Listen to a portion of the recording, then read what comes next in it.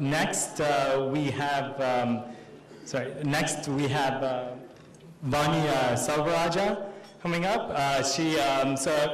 Not sure if you guys follow hockey, but a couple of years ago, Toronto Maple Leafs were the worst team in the league. Today it's Edmonton. We're still not anywhere close to playoffs, but today it's Edmonton. Vani used to live in Toronto. Now she lives in Edmonton. Vani, we humbly request, if you move again, that it be to Ottawa or Montreal. But Vani is actually an amazing individual, someone that we've worked very closely with. She's held us together, and they usually say that behind every successful man is a woman. Well, behind the media team at CTC are two wonderful women, the Selvarajahs, Manjula and Vani, who've inspired us and held us together and kept us going through it all. She's currently studying at the University of Edmonton. She's doing law school there. Without further ado, Vani Selvarajah.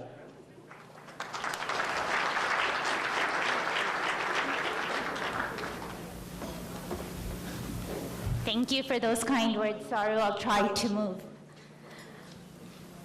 Canada. For some, it's your country of birth. It's simply everything that you know of. It's a place that provides peace, order, and good government. Known for its vast lands, be it the heights of the Rockies or the beauty of the never-ending prairies, lakes, or rivers. The eternal beauty of this country is simply breathtaking. From the Atlantic to the Pacific to the Arctic, the spectacular landscape is strengthened by its people. Be it the Songhees nation of Esquimalt, BC, or the Sikhs of Brampton, or the Acadians of New Brunswick, Canada is a story of different peoples. For the last 50 years, Tamil Canadians have added to our collective strength. Tamils have broadened our strong Canadian identity, an identity that continues to evolve with every single day. In reality, we're still a young country. We're still growing, and with immense potential. And as a community, we too are still growing. We're still evolving, and yes, with immense potential. And the Canadian Tamil Congress is here to carry us towards that full potential, both as a community and as a country. And this is why. This is why we advocate for issues that may not be popular today, but those that will stand the test of time. It's simply about doing the right things. Our work protects our shared Canadian values, values of democracy, rule of law, fundamental rights and freedoms, but above all, a respect for human rights. Values that were withheld and continue to be withheld in many parts of the world, be it Haiti, Iran, North Korea, or Sri Lanka. In fact, many of us in this room took this journey to Canada from Sri Lanka. Why? Well, in the case of Tamils, it was an escape from persecution, institutionalized discrimination, and anti-Tamil riots. And what did the thousands and thousands of Tamils find in Canada? A safe and welcoming home. So all of us chose various paths to our beloved Canada. Many of us had a choice, and many of us arrived unnoticed at the airport. But that was not the case for some, certainly not this summer. Conventional means was not an option for the 492 who fled Sri Lanka this summer. So children, women, men, and the elderly embarked on a dangerous voyage on a ship in search of a safe harbor. And why'd they choose Canada? Well, for the same fundamental reasons why generations and likely after will choose this country. These are the voyages that have essentially built this country. Voyages that continue to contribute to Canada day in and day out. In the case of Canadians of Tamil descent, there are now over 300,000 individuals settled across Canada. A thriving community with its heart set on making positive contributions in the communities that they live in. Tamils run over 3,000 Canadian businesses, have established over 50 places of worship with more than 20 media outlets. This community, like many others, are hopeful, committed, and compassionate. This is a community that puts education first. Approximately 15,000 Tamil youth are enrolled in post-secondary education. We have hundreds of doctors, dentists, and other healthcare professionals. Over hundreds of accountants, engineers, lawyers, academics, chefs, scientists, and the list simply goes on. And that, my friends, is where the Canadian Tamil Congress comes in.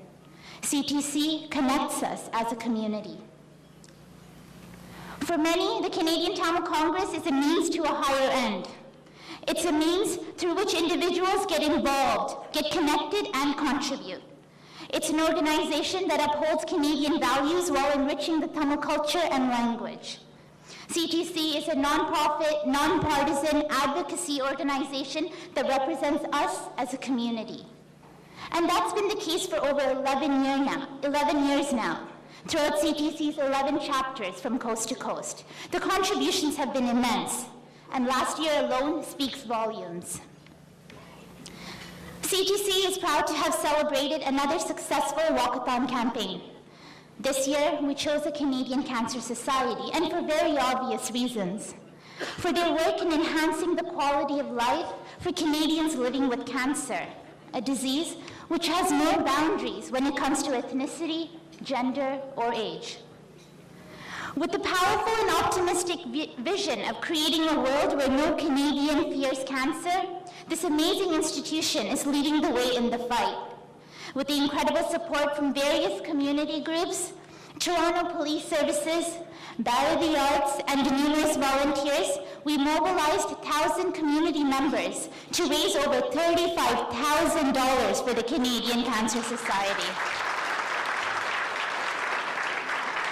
We've also partnered with Canadian Blood Services. In 2009, CTC launched a year-long blood and stem cell awareness campaign. The stem cell campaign surpassed its original pledge of 50 registrants for the One Match Stem Cell and Marrow Network. And to date, Tamil Canadians have brought in 1,000 units of blood, enough blood to save 3,000 lives one day. And as a result, ladies and gentlemen, Canadian Blood Services honored CTC this summer as the top community partner for Central Ontario. Through public discussion and an ongoing awareness campaign, CTC hopes to encourage even more Tamil Canadians to roll up their sleeves and donate their blood.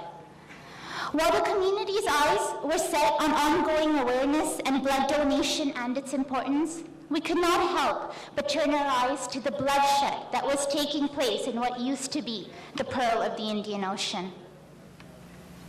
May 2009 brought the Tamil community in Canada unprecedented anguish and tragedy as the 30-year-long civil war in Sri Lanka escalated to a tragic end.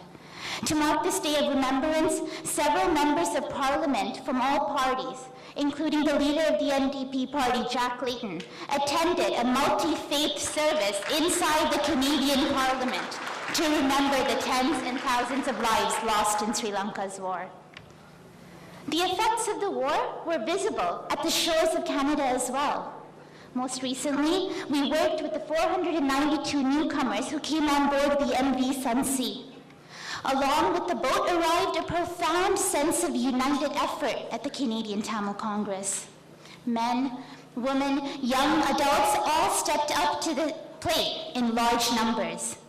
We embarked on long hours and many sleepless nights, taking on roles that were foreign to us. Many became experts in logistics, connecting newcomers with relatives. Many became communications gurus, dealing with the endless number of media calls day after day after day. Experts, including lawyers and doctors, flew to Vancouver to assist. We're also grateful for the external expert support and dedicated people like Harriet Nizami and Barbara Jackman of Jackman and Associates, who proactively prepared for what appeared to be an imminent arrival of the ship.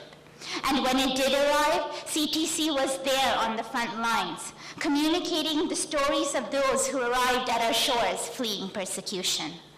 telling one story after another of the hardship in Sri Lanka and of the voyage. But what stood out most, my friends, is CTC's organization. We sent a team to Vancouver to support and complement our chapter, providing immediate and short-term assistance, including the distribution of legal and medical materials translated in Tamil, monetary support for the basic needs, and assistance in finding legal support. We also prioritized the release of women and children and the elderly. But above and beyond all, we had one single mandate. It was to ensure that the legal rights of all, importantly those of young people, were safeguarded. But at the end of the day, it was the hope of a brighter future that kept us going.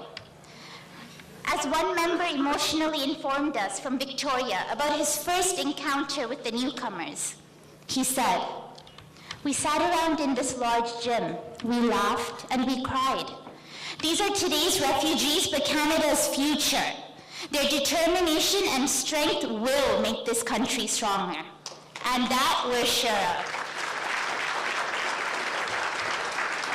For a future to ensure that no one who genuinely needs Canada's protection will be turned away at our shores.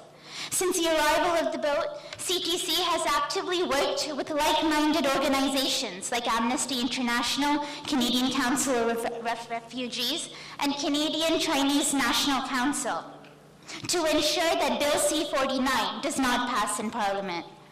To this end, CTC has played an active role in working with all parties to advocate for the defeat of this legislation.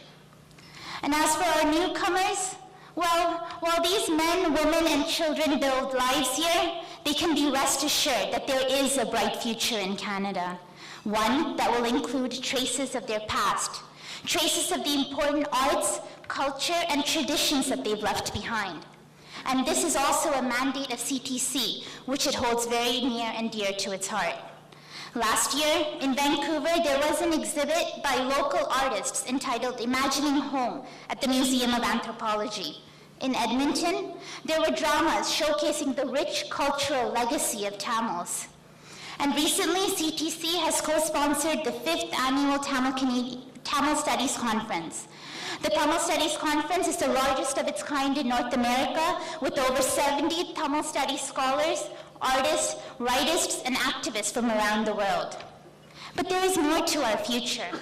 There is more to what lies ahead, and that's something that will be determined collectively. From every corner of this country, from every language spoken, from every religion practiced, to every rich culture, we are one. Canada is one. And we're only stronger together. So I put this forward to you. Join us, volunteer with us, help us move forward. Get involved and come join us on this journey because it's rather an important one. As Henry Ford once said, coming together is a beginning, keeping together is progress, but working together is success. Thank you.